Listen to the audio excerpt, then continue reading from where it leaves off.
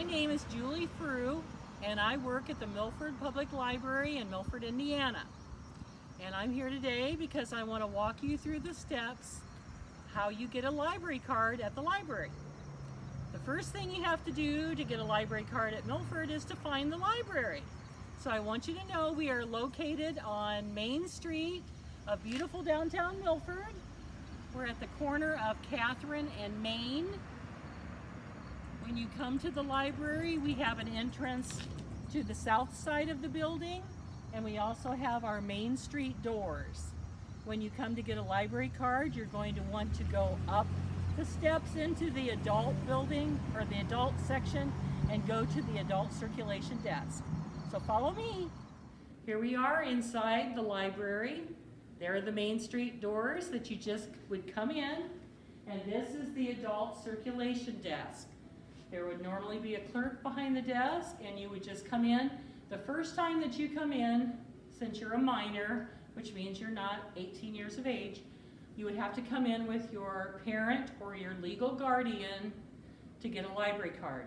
You only have to do this one time. So if you can convince mom or dad or whoever your legal guardian is to come in, they have to come with you the first time because somebody has to sign the paperwork.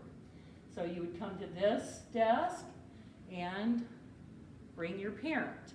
And now I will show you some of the things that we need to do. This is the application that you will be asked to fill out. It has all kinds of information on it, like your name, your birth date, and your parent or legal guardian needs to have something that has a photo ID. For Evergreen, the policy is they can have a valid Indiana driver's license, a valid Indiana state identification, a valid U.S. or other government issued identification like a passport or a military ID, a valid identification issued by another state. So for example, if you've recently moved here from Illinois, your parents could have an Illinois driver's license that would work, or a valid current university or college identification, so a student ID. If they don't have those things, sometimes what happens is they move and they don't change their driver's license information, so it can happen that the correct license address isn't on your driver's license, and if that happens, you need to bring a valid voter registration card, a computer-generated bank statement, a computer-generated utility or credit card company, a doctor or hospital bill with the applicant's name on it, Medicaid or Medicare benefit statements, a change of address confirmation from the United States Postal Service, showing your prior and current address, an apartment lease that you've signed within the last 30 days, or a property tax receipt issued in the applicant's name or your parent's name would be fine. So basically all of that is just for us to prove that you are a resident of our area. For the purposes of students who want to get a library card, our local library board here has made a policy that says if you are a student, a teacher, or a staff member in the Wawasee School Corporation, you qualify for a library card at Milford. So even if you live in Warsaw, but you come to Warsaw or Milford School, we will give you a card. So those are the two things that you have to do there. When you sign up, we will give you some information. Milford Library is part of a consortia, which is a big group of other libraries, over 120 libraries, and we're called Evergreen, Indiana, which is really good for everybody who has a library card here because you would come in, get your library card here, you take your library card with you. Syracuse Public Library is also a member of Evergreen. North Webster Library is also a member of Evergreen. So you could actually go to either one of those libraries and use your library card there. It works the same way. And of course, they're going to have a lot of different things than what we have. So it just makes more things available. This little brochure tells you all about Evergreen and the information. And if you have a magnifying glass, you can read the member libraries on the back, and that will give you some information. Warsaw and Goshen libraries are currently not evergreen libraries, so those would be two libraries that you would not be able to visit without having to pay for a card of some kind. We also have a brochure that's just about Milford Library, which tells you our hours of operation, our phone number, things like that, so that you would have that information too. So when you sign up for a library card, one of the things that happens is that we give you a 4-digit PIN number that we write at the bottom of this little bookmark. And that's an important number because the first time you want to log in on the internet, which you can do anytime, if you have the internet at home, if you have wireless at home, you can log in to the Milford Library webpage and then click on the catalog, and you can go into Evergreen. When you get in there, you can either just search Milford Public Library's holdings, or you can just look at Syracuse's. There's a drop-down box, and you can choose which library you want to search, or you can go all the way to the top of the drop box, and that says Evergreen. So if you click on Evergreen, that means you are searching literally millions of records to see the kind of things you want. So this is an important number, at least at the very beginning, because this is the number of the digits you need to log into your account, along with your library card number. So this is the Milford Library's website.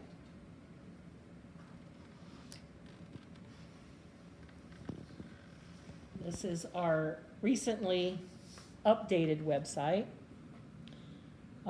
What you would want to do is you would go to this website, www.milford.lib.in.us, and that brings you here.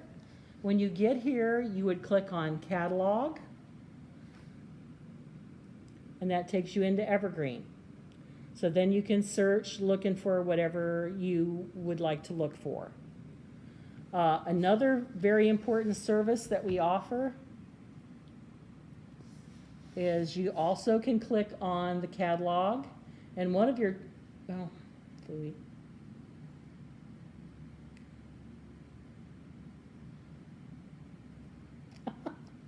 know why it's doing that. One of the choices is Overdrive, maybe if I do it really fast.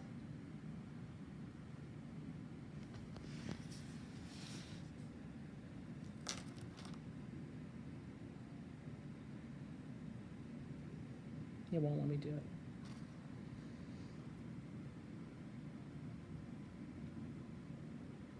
If you use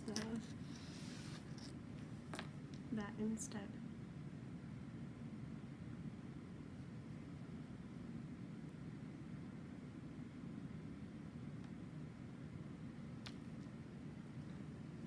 Okay, you can click on that. It says Overdrive is what it's called.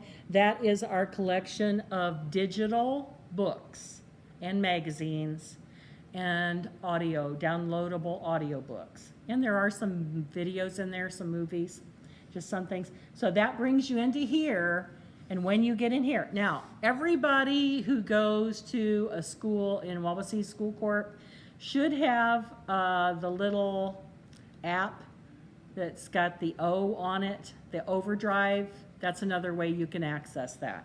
But when you get to this page, it says sign in. So you click on that, and that you say select your library. So you would go to the box and scroll down until you come to Milford, or the wrong thing. Where did it go? If you just click on the Chrome, you should bring it back up. There you go. And you can use your finger to scroll to find Milford. Okay, so we're looking for a Milford Public Library, oh, I better do it this way, or it won't let me. So I've chosen Milford Public Library out of the Dropbox. Then, because I use it all the time. Whoops. I type in my library card number, which on your library card is the number at the bottom of the little, what do they call that? Barcode. Barcode.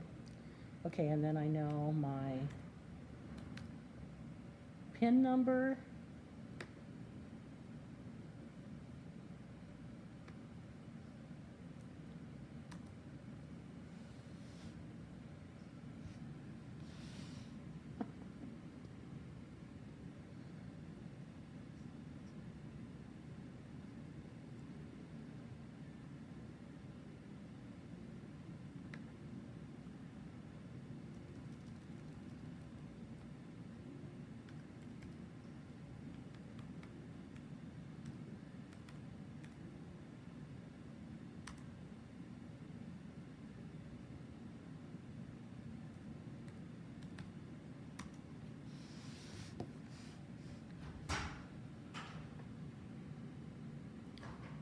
So now it says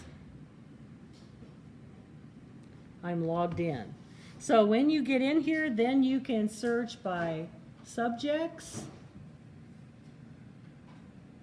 So for example, if you know the book that you're looking for and you want to type in the title, you can look for it that way. If you're looking for a lot of books by James Patterson, you can type in his name. There's different things. This says fiction. And then it really has a lot of categories like crime, drama, mythology, mystery, literature, short stories. So all of those are things that you can choose from.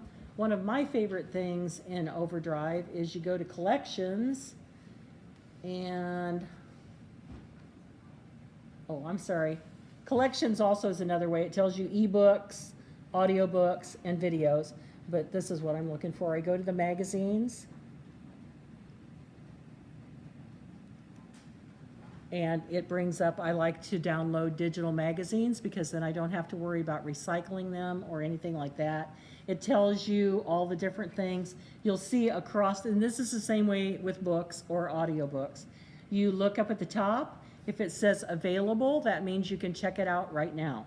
So let's say I'm going to check out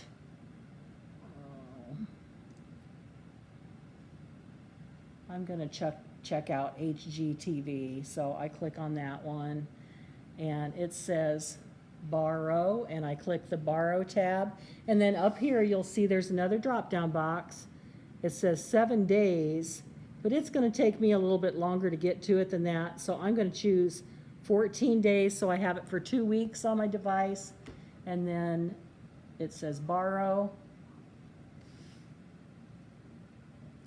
And it's thinking, and then now I could open it in the browser and read that magazine if I wanted to do that. So when you check something out, whether it's a book, an audiobook, or a magazine, you can choose if you want it for 7 days, 14 days, or 21 days. It downloads it to your Chromebook or your device, whatever you're using, and you select how many days you'd like to keep it, and then you can either, when you're done, like if you look at it right away and you're done with it, it will ask you if you would like to return it, and you can do that then. If you look at it and then you kind of forget about it and your 14 days is up, it just disappears like magic off of your device. No late fees are accrued. You can't possibly lose it. So that's one of the great things about the digital collection. And I think you're allowed to put a request or a reserve on 10 things at a time. So if sometimes for the books you have to wait, you might be the third person in line for something that's really popular, but it will put you in line, and then when it's returned and it's your turn, it will let you know that via email or however you want to set it up. It doesn't take very long to set up an account. It doesn't take very long to get a library card. September is National Card Library Month, sign-up month. So that's why we're encouraging everyone who does not already have a library card somewhere to please consider taking the time to go into your home library and sign up for a card, because it's such a wonderful thing to have in a small community like Milford. It literally just opens up a whole new world for people. And I'm a very avid reader. I like to read a lot of different things. Milford wouldn't be able to buy all of the things that I would like to read. So we hope to see you soon. If you have any questions, feel free to call the library in advance, or if you go home and talk to your parents and they would like more information, have them call us at 574-658-4312. And we hope to see you at the library.